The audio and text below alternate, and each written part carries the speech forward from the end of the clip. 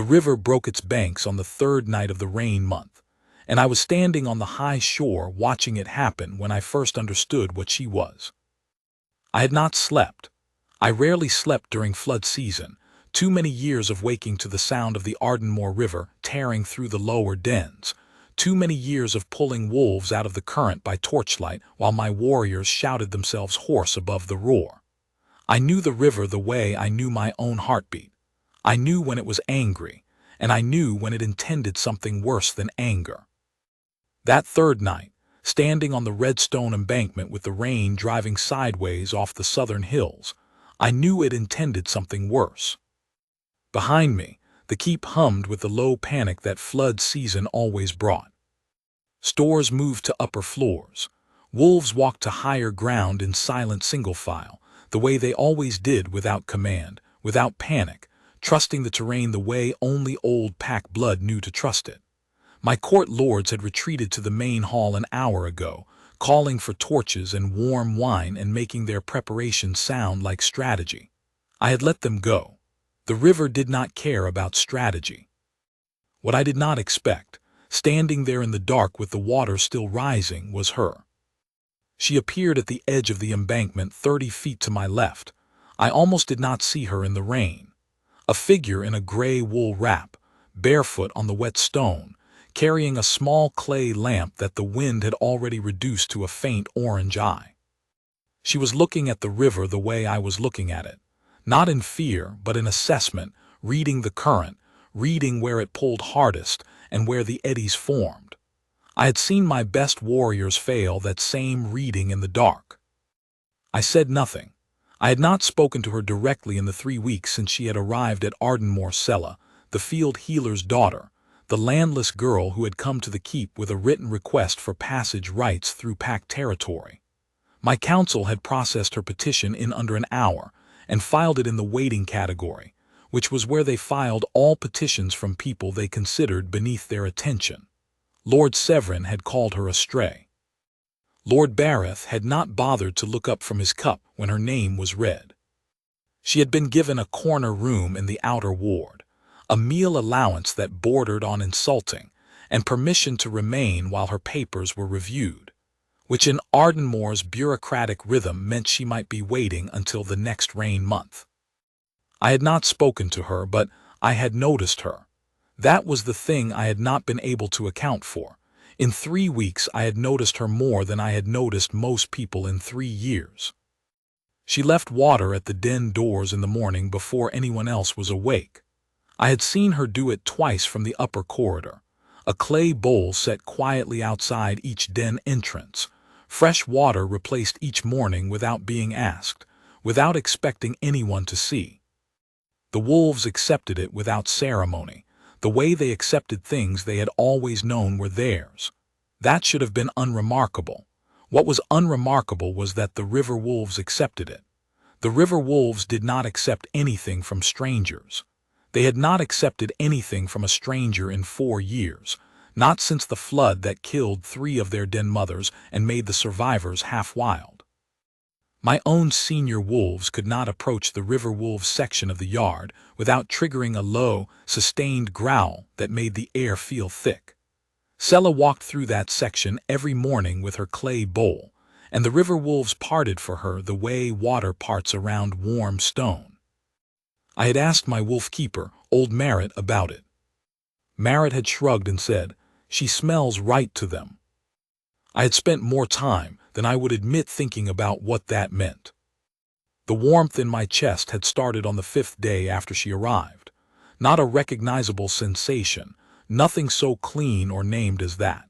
More like the moment when a banked coal catches a new draft and the heat in a room shifts without anyone lighting a fresh flame. I had noticed it and set it aside. I set aside a great many things that I could not immediately explain. I was a king who had run a wolf territory for 14 years through floods and droughts, and 3 border disputes and 1 genuine war.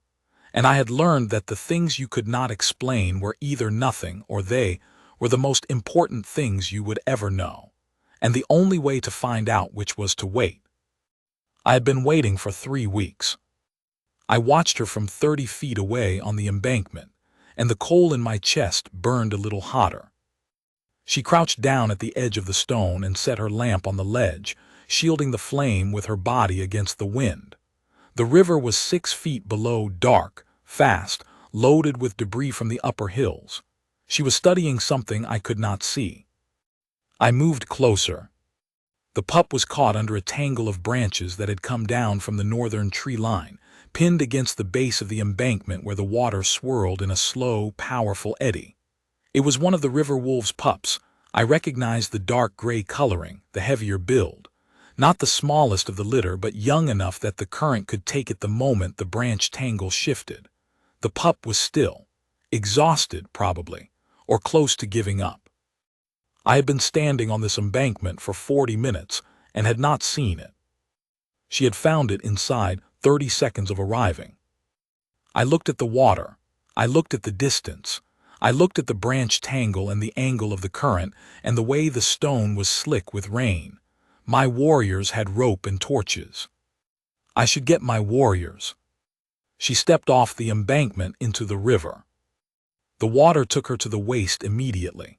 Not a gasp from her, a sharp, controlled breath, in through the nose, and then she was moving, angled against the current, placing her feet with the deliberate care of someone who understood exactly how fast she could lose her footing. The cold at that depth would have been vicious. The rocks on the riverbed were slick. The current against her body would have felt like a wall. She moved through it like she was negotiating something, not fighting it, reading the river in real time the way I had been reading it from the safety of dry stone. My chest burned. I was in the water before I had finished deciding to move. I did not announce myself. I simply followed her line, the same angle she had chosen, the same measured steps, staying close enough to reach her if the current shifted, far enough that I was not crowding the space she needed to work. She did not look back. She had not seen me yet. She was focused entirely on the pup and the branch tangle, already within arm's reach, already testing the branches to find the one she needed to shift first. The tangle was under load.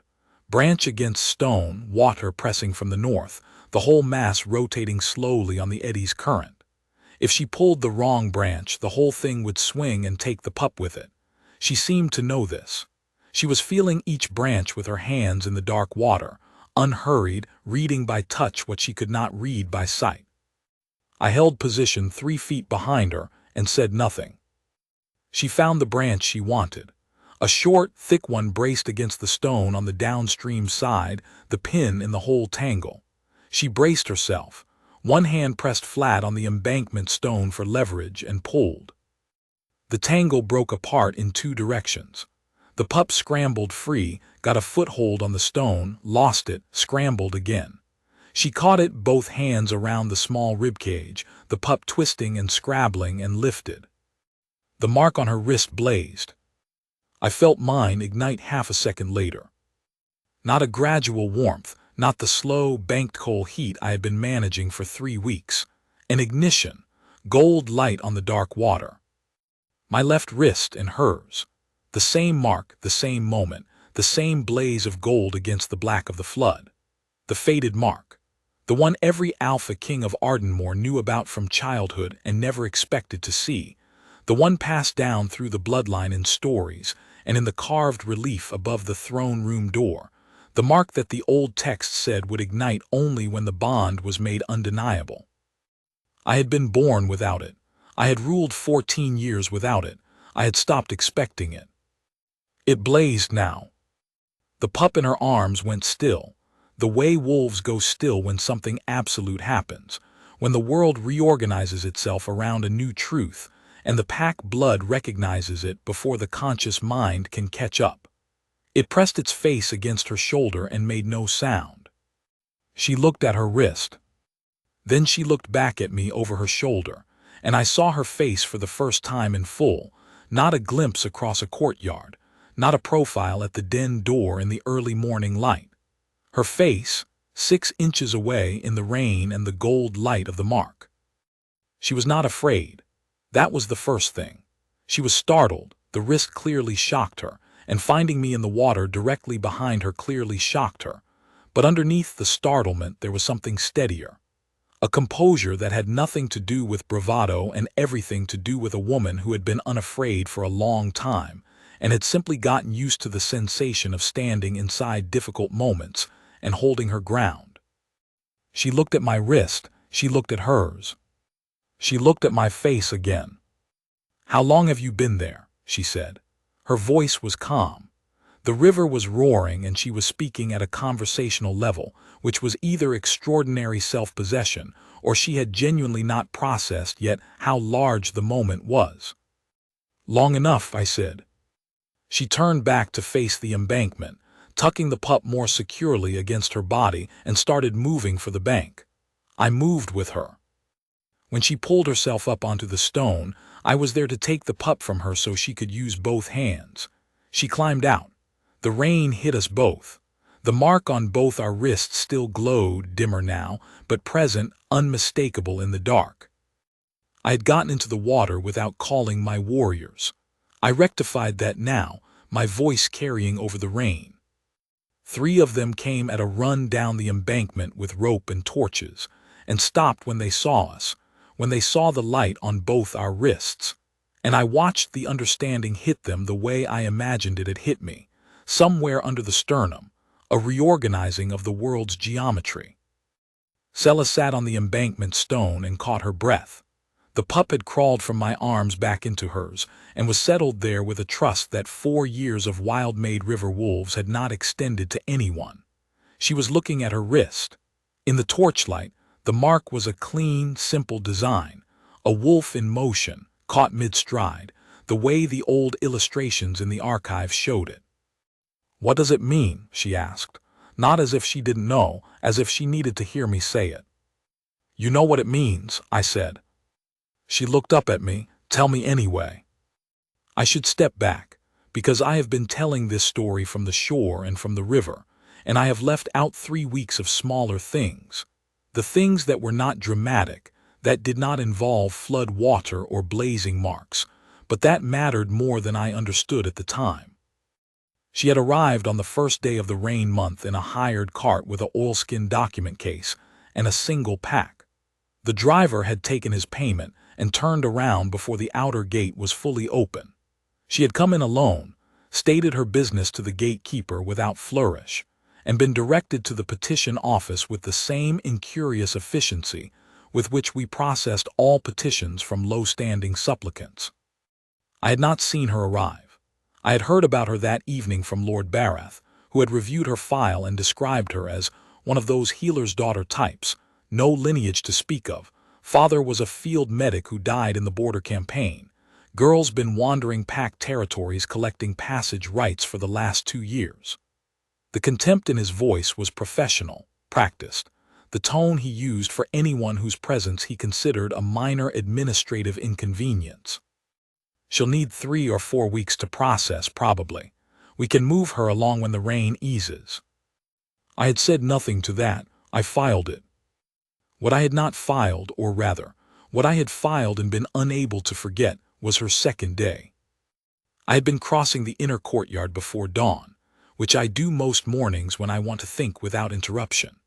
The inner courtyard is where the wolf dens open onto the stone, and in the early morning it is dark and quiet and smells like river water and pine and warm animal, and all the things that have meant home to me since I was a boy watching my father run this pack.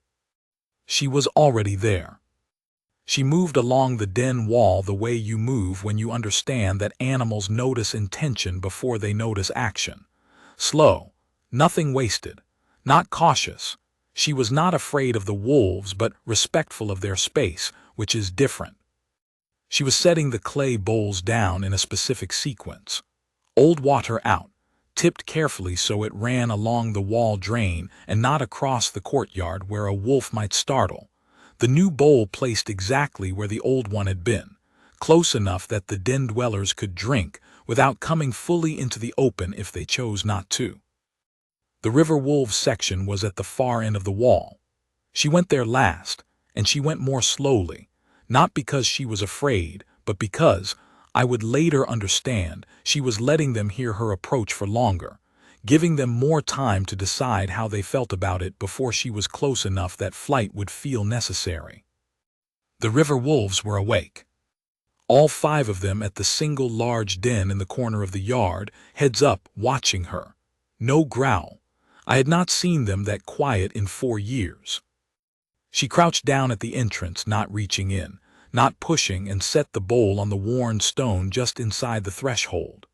The largest river wolf, the female we called the shore runner, the one who had lost 3 pups in the last flood and had been unreachable since, came forward and drank.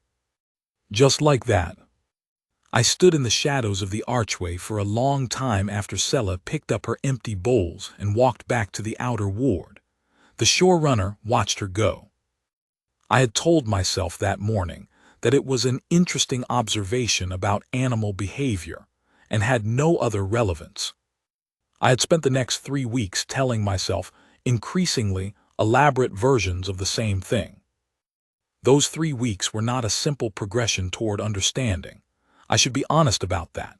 There were days when the warmth in my chest made me want to put distance between myself and the outer ward where she was. Not out of fear of her. She did nothing to provoke or unsettle, asked nothing of me, was so careful not to make demands on the keep's hospitality that Merritt had twice had to insist she accept a better meal than the allowance provided. The unease was mine. It came from knowing, at some level below articulation, that something was happening that I had not chosen and could not manage, and 14 years of running a wolf territory through difficult seasons had left me with a low tolerance for things I could not manage. I was the Alpha King of Ardenmoor. I had brought 300 warriors through the northern border dispute and brought most of them back. I had held the river crossing at the Veldt tributary for 11 days in a drought year when our water was rationed, and our opponents had the high ground. I had sent the grain tax back to the Callow delegation, which is not the Callow from Erath, and I will not have it confused. The Callow I mean is the River Plains Federation to the southeast, who had been exploiting our flood season vulnerability for a decade, and I had done it in terms unambiguous enough that they had not raised the question again in 4 years. I was not a man given to losing his footing. I was losing my footing. Lord Severin noticed. He raised it on the 12th day. Not directly. Severin was not a direct man. He achieved his influence through architecture, through building the conversation until what he wanted to suggest appeared to be the only logical conclusion. The healer's daughter, he said, in the manner of someone raising an administrative concern. The petition is still pending. There's been no movement, and the rain month has 3 weeks to run yet. It might be simpler to process her quickly, deny the passage rights on standard grounds, offer her the usual 3 days to arrange transport, and clear the outer ward. She has not caused any difficulty, I said. No, said Severin agreeably. She hasn't. She's been very quiet. That's exactly the sort of thing that becomes an expectation over time. When people are quiet and undemanding, they tend to become permanent. And she has no standing here. She has her father's service to the pack, I said. That earns her courtesy. Of course, said Severin. We've extended courtesy. We've given her 30 days effectively. I'm only suggesting that there may be no reason to extend it further. I said I would take it under consideration. I did not take it under consideration. The thought of sending her away produced a sensation in my chest that I would not have described to Severin under any circumstances. Lord Barath raised it on the 15th day, Lord Perrin on the 18th. They were not coordinating as far as I could tell. It was simply that she was a visible anomaly in their orderly keep, a woman of no standing who had been there too long, and visible anomalies made court lords uneasy. Their discomfort had nothing to do with her character, and everything to do with the fact that she was a reminder that I had let the situation drift without resolution. I had not let it drift. I had been deliberately, carefully, not resolving it, because some animal instinct far below my conscious mind had understood that the correct resolution was not the one my lords were recommending, and that I needed more time to find out what the correct resolution actually was. The river wolves told me something on the 20th day. Not in words. Wolves do not argue in words. They argue in formation and in preference. On the 20th day, when the rains had been building for a week and the lower dens were starting to smell of flood damp, the entire Riverwolf pack relocated their sleeping arrangements to the outer ward wall adjacent to the building where Sella's room was. Not inside. They did not go through walls, but against the wall, pressed against the red stone, in a formation I had only ever seen wolves use when they were guarding something they had decided was theirs. Marit stood beside me looking at this for a long moment and then said, "That's not animal behavior, my king. That's a declaration." "I know," I said. "The question is whether you're going to listen to it." I did not answer, but I watched that evening through the upper corridor window as Sella came out of the outer ward building and saw them there, 6 wolves pressed against her wall in the rain, and stopped. She looked at them for a long moment. Then she sat down on the stone step, cross-legged in the rain, and stayed there with them until the lamps were lit in the hall above, and none of them moved. I stood at the window until the lamplighter came, and I was obliged to move. That was the evening I stopped arguing with myself about the warmth in my chest. I did not yet have words for it, but I stopped arguing. The morning of the flood, the court was in full managed panic. Not outward panic. My lords were too practiced for outward panic. But there was a controlled urgency to everything. The way the keep moved itself to flood positions, that carried underneath it the particular tension of a situation where no one was fully in command, because the river was in command, and the river listened to no one. I had been on the embankment since before dawn. My senior wolf keeper had the dens organized. My warriors were managing the lower gate. My stores were on the upper floors. I had done this 9 times. I was not panicking. But the river was worse than last year and nearly as bad as the great flood of the 7th year of my kingship, and the great flood of the 7th year had cost us 18 wolves and 2 warriors, and the memory sat in me like iron.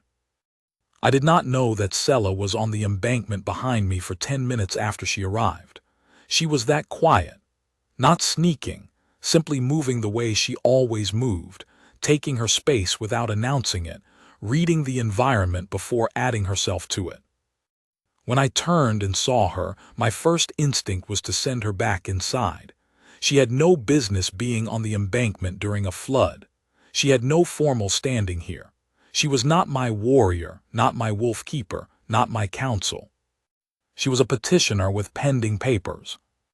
I looked at her face and did not send her. Her expression was not the expression of someone who had wandered to the embankment out of curiosity. She was looking at the river with the same focused, reading attention she had given to everything since she arrived. The river wolves, the den arrangement, the courtyard drainage, the flood maps my cartographer had left in the archive room, where apparently she had been spending her reading hours. She was not a woman who came to situations without preparation. She had come to the embankment because she had assessed the situation and concluded that the embankment was where she needed to be. I do not know, even now, whether she knew in some wordless way that the pup was there. I do not know whether the thing that pulled her to the embankment was a sound she heard, or a smell, or the particular instinct that comes from having spent 3 weeks learning to read these wolves the way you read a landscape, the habits, the territories, the patterns of where they went and when. The river wolves' pups were allowed in the lower grounds during daylight. The flood had come faster than expected. It was possible she had simply counted pups in the chaos of evacuation and found the count short. It doesn't matter. She was there and she found it and she went in. I have thought about that moment many times in the years since. What she did was not reckless. She is not a reckless woman, and I want to be clear about that, because recklessness is sometimes mistaken for courage and they are different things. Reckless is when you move without calculating the cost. What she did was the opposite. She stood on the embankment in the dark and the rain, and she calculated. I could see it in her face. and she concluded that the pup could not wait for rope and warriors and organized effort, that the branch tangle was already shifting on the eddy's current, and that someone needed to go in now. And she was the only one there. It happened to be me too, but she did not know that. As far as she knew, she went in alone. Courage is when you know the cost and you go anyway, and you move well, and you do not waste the risk by being sloppy. That is what she did. I watched it from 3 feet behind her in the black water, and I have never, in 38 years of my life and 14 of kingship, been more certain of anything than I was in that moment. That this was the person I had been running this territory toward, the whole time, without knowing it.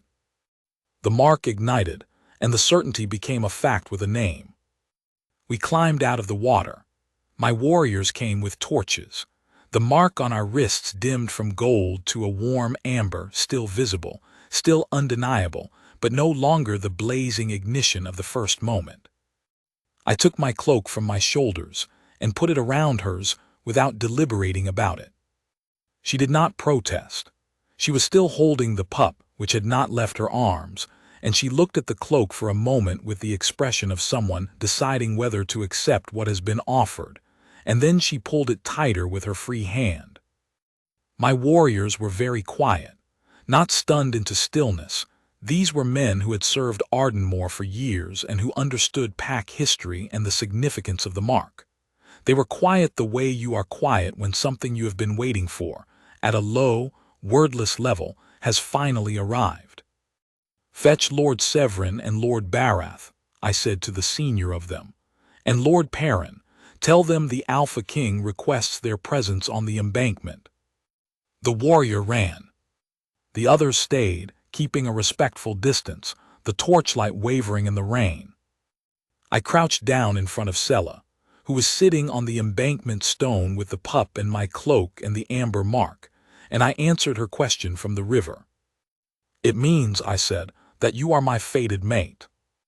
She looked at me steadily. The composure was still there, not a wall, not a defense, but the simple, real steadiness of someone who has been measuring their responses to difficult things for a long time and is not easily knocked from their footing. "I don't know what that means for someone like me," she said. Not falsely modest, she had no use for false modesty, I had already learned that much about her. But honest. She was the field healer's daughter. She had been wandering pack territories, collecting passage rights and sleeping in outer ward rooms for 2 years. She did not know the customs. "It means everything is different now," I said. "It means you are done petitioning." She considered that. "My passage rights." "You don't need passage rights through Ardenmoor," I said.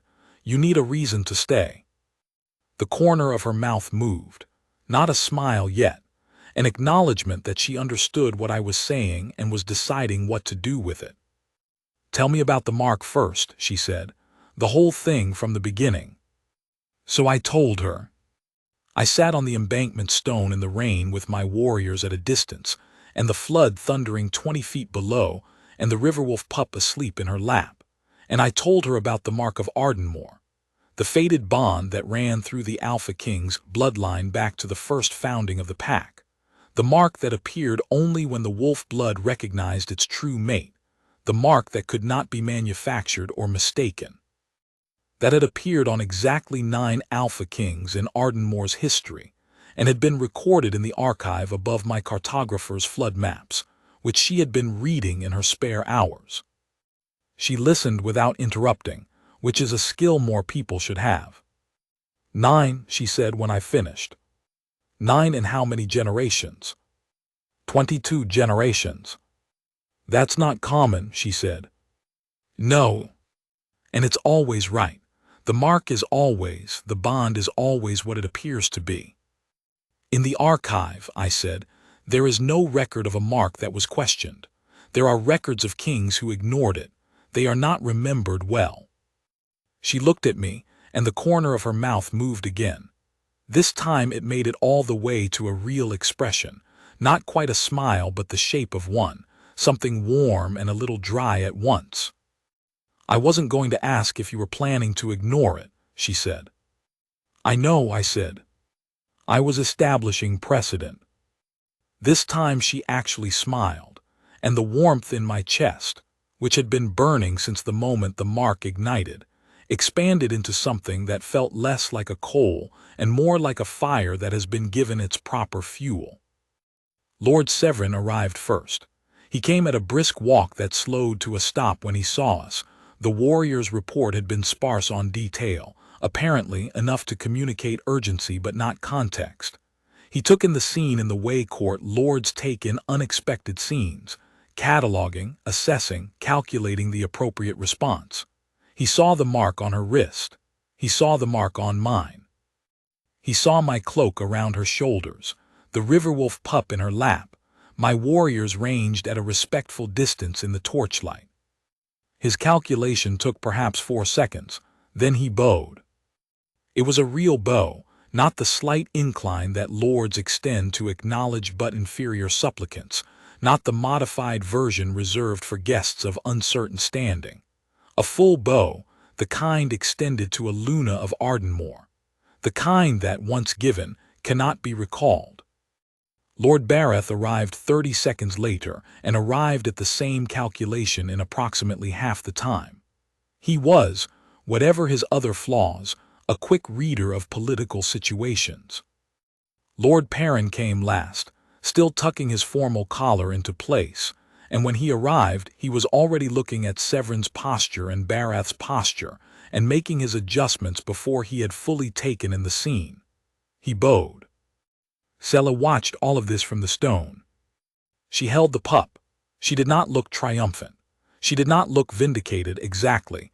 Vindication implies a grievance held, and she was not a woman who held grievances. She had been quietly getting on with things and leaving the grievances to people with more leisure for them.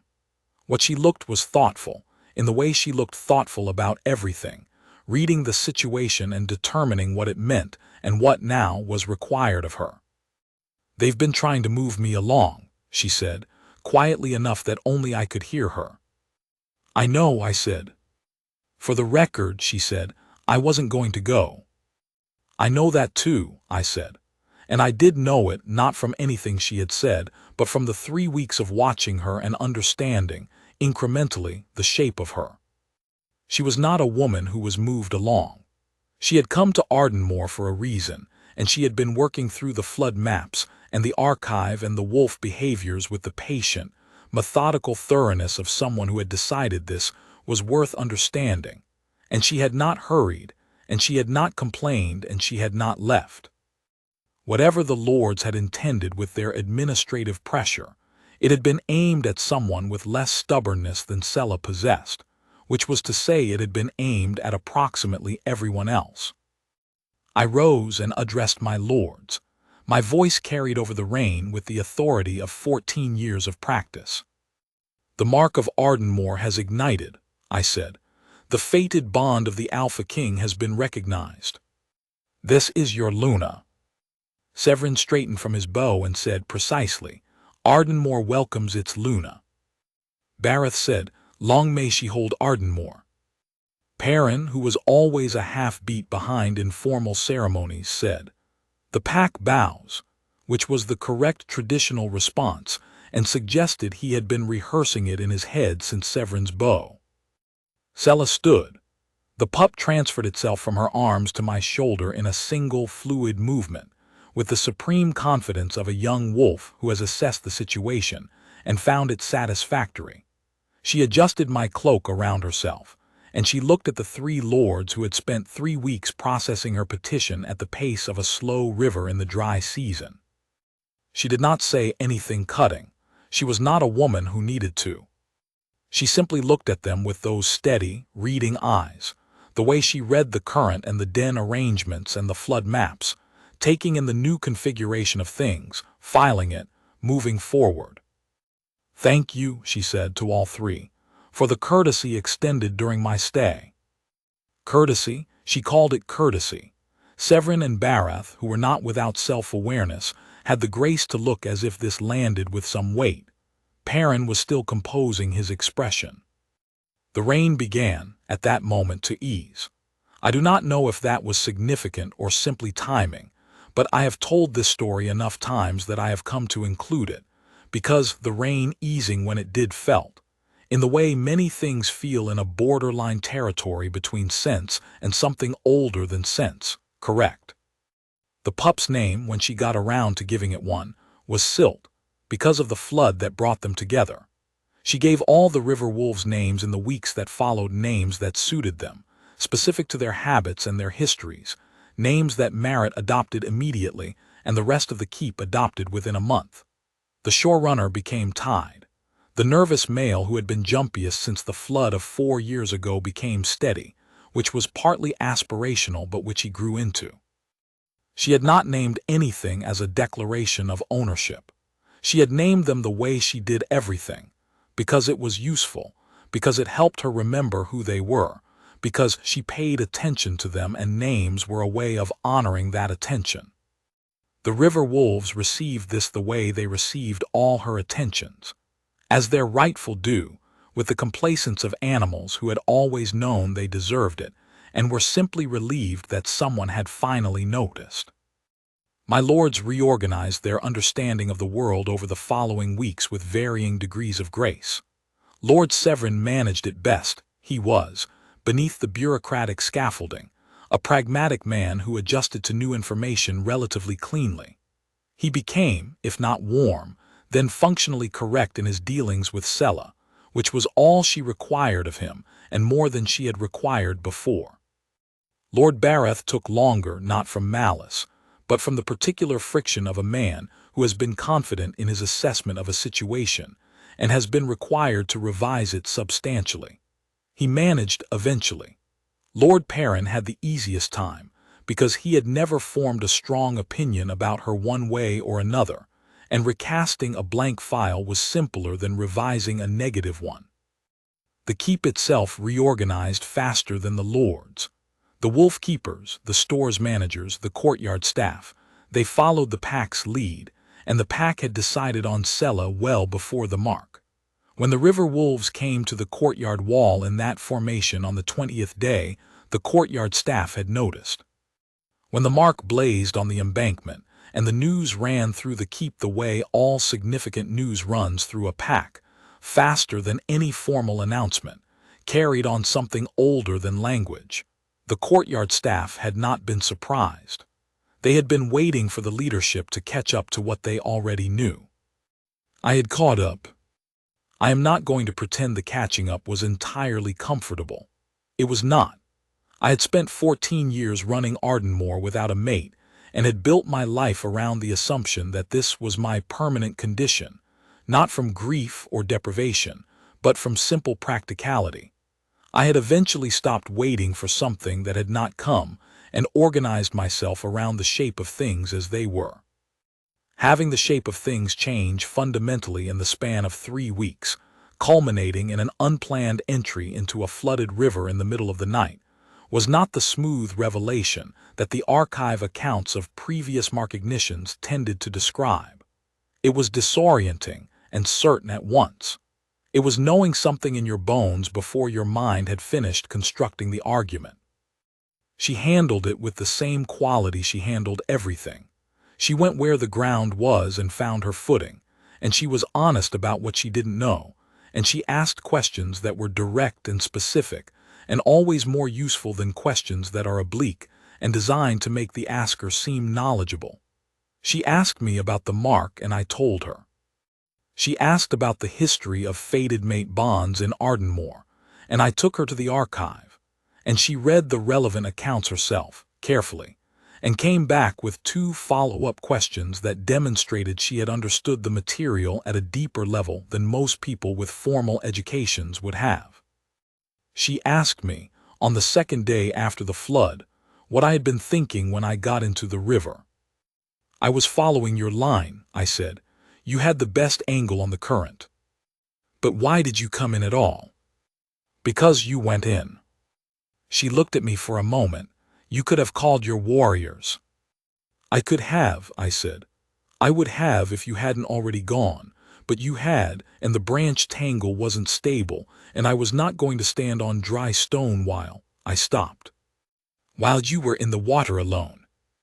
She nodded slowly, not satisfied exactly in the way someone is satisfied by an answer that flatters them, but satisfied in the way someone is satisfied by an answer that is honest. "Thank you," she said, "for coming in." "You didn't need me," I said.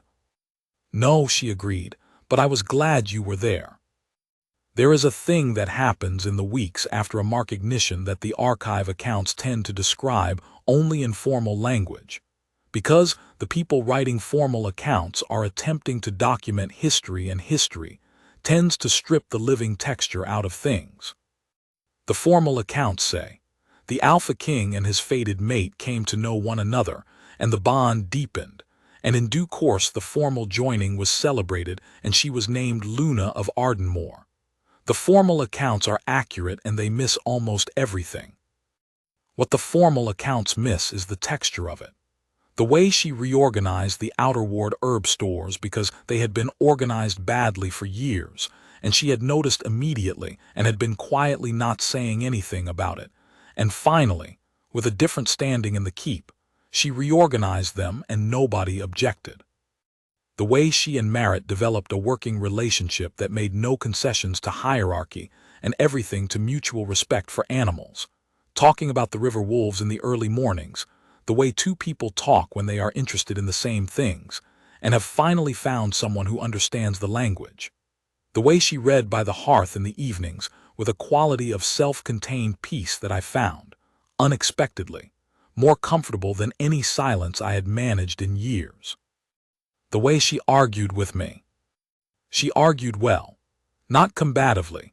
She had no interest in fighting for its own sake, which is a useful quality in a mate to a king whose days involved enough real conflict without manufacturing it at home.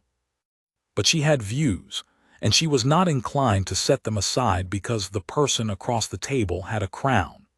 She had opinions about the flood season preparations that were better than the opinions we had been using.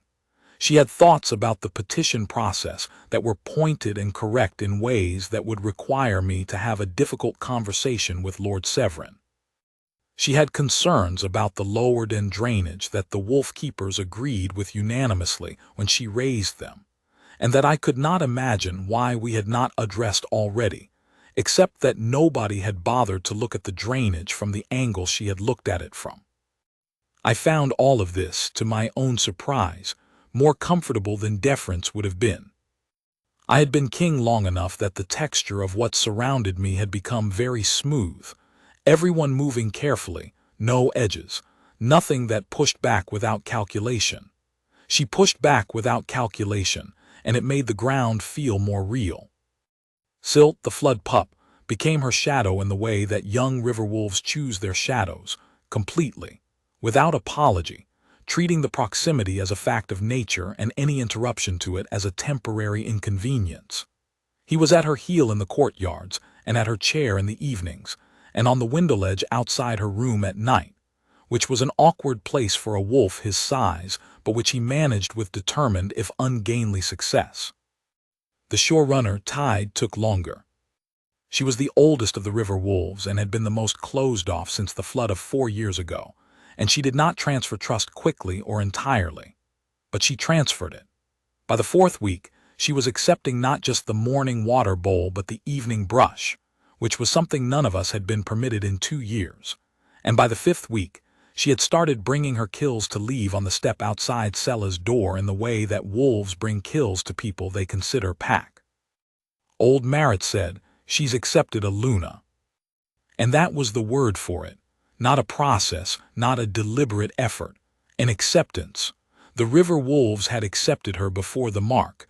The mark had simply made legible what they had known.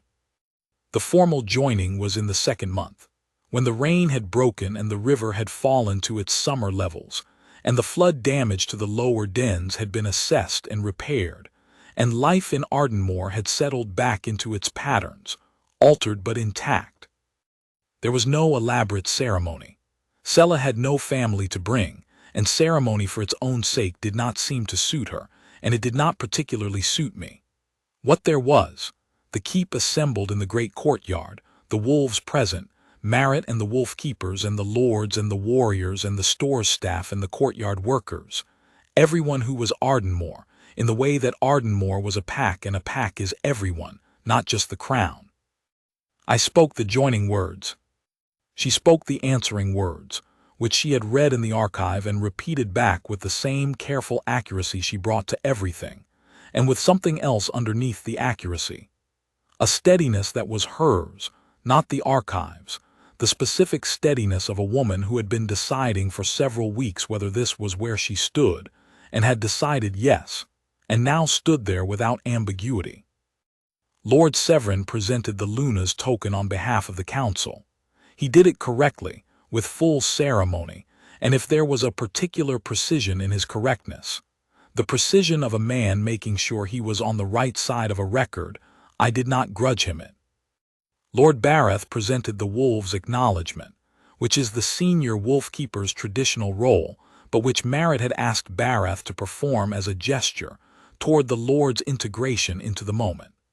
Bareth accepted with more genuine warmth than I had expected, which suggested that the preceding weeks had done more work on him than he had shown on the surface. Lord Perrin wept. He was that sort of man, underneath the bureaucratic exterior, and his tears were real. Silt stayed at Sella's heel throughout. Tide sat at her right side, which is where the senior riverwolf traditionally stands at a pack ceremony, a positioning none of us had choreographed or instructed or expected. It simply happened, the way certain things happen in a pack when the order of things is correct. Afterward, in the quiet of the evening, she and I walked the embankment where it had happened, the stretch of red stone above the river, the place where the branch tangle had been, the place where the mark had blazed in the flood dark. The river was calm, summer shallow, running clear over its stone bed, nothing like the black violence of the rain month. The embankment looked ordinary. "It doesn't look like anything happened here," she said. "No," I agreed. She was quiet for a moment, looking at the water. Silt was beside her, also apparently studying the river with the deep philosophical attention that young wolves apply to bodies of water they cannot fully understand. "I counted the pups," she said eventually, "the morning of the flood during the evacuation.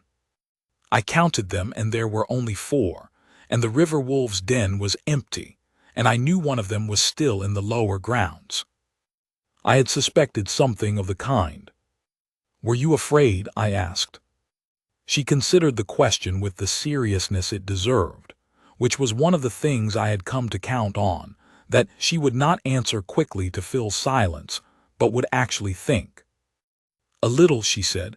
"The water was cold, and the current it had more weight to it than I expected. I've been in fast water before, but not that fast." A pause. "But I wasn't afraid of not coming back, if that's what you're asking. I was afraid of getting it wrong, of pulling the wrong branch or losing my footing at the wrong moment, of being there and still failing." "You didn't fail," I said. "No," she said, "I didn't, not triumphant, simply accurate." I stood beside her on the embankment in the summer evening, with the river calm below and the wolves of Ardenmore beginning their dusk routines in the yard behind us, and I thought about the coal in my chest that had been building for 3 weeks before it finally caught flame, and about the 14 years of running, this pack toward a shape of things I had not known I was running toward, and about how the formal accounts in the archive would record this markignition in terms that would be accurate and would miss almost everything.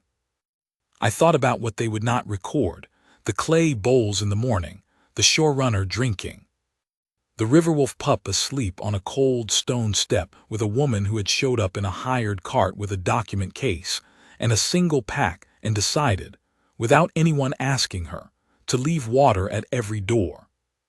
"The archive is going to record tonight's ceremony," I said. "I know," she said. "What would you want it to say?" She thought about it. Silt leaned against her leg, which was his considered opinion on most things. "That she waded in," she said, "and the water was cold, and she didn't drop the pup." I looked at her. "That seems like a very short entry," I said. "The rest of it is ours," she said. The archive can have the facts, the rest is ours. I did not argue. She was, in my experience, correct about most things, and she was correct about this. The archive would have the facts. The facts were real. The mark, the flood, the pup, the court assembled, the Luna named. All of it real, all of it recorded, all of it true. What was also true was the texture. The clay bowls, the shore runner. The 20 days before the flood during which a woman who was supposedly a supplicant with no standing rewove the river wolves' world so quietly that the change was complete before anyone had thought to ask permission. The feel of the water in the dark and her moving through it and the mark blazing gold. The small argument about the herb stores. The archive reading and the follow-up questions. Silt on the window ledge. Tied at her right side at the ceremony, in the position nobody choreographed. The rest was ours. I have thought in the years since that this is the best definition I have found for what a faded bond actually is, not the mark, not the archive entry, not the moment of ignition on the embankment. Those are the facts, and the facts are important. But the bond itself is the rest of it, the accumulation of small true things, the clay bowls, the steadiness, the argument that makes the ground feel more real, the specific courage that calculates the cost and goes in any way, and does not waste the risk by being sloppy. She was already in the river before I knew I loved her. I knew I loved her because she was already in the river. That is what the archive cannot hold. That is what is ours.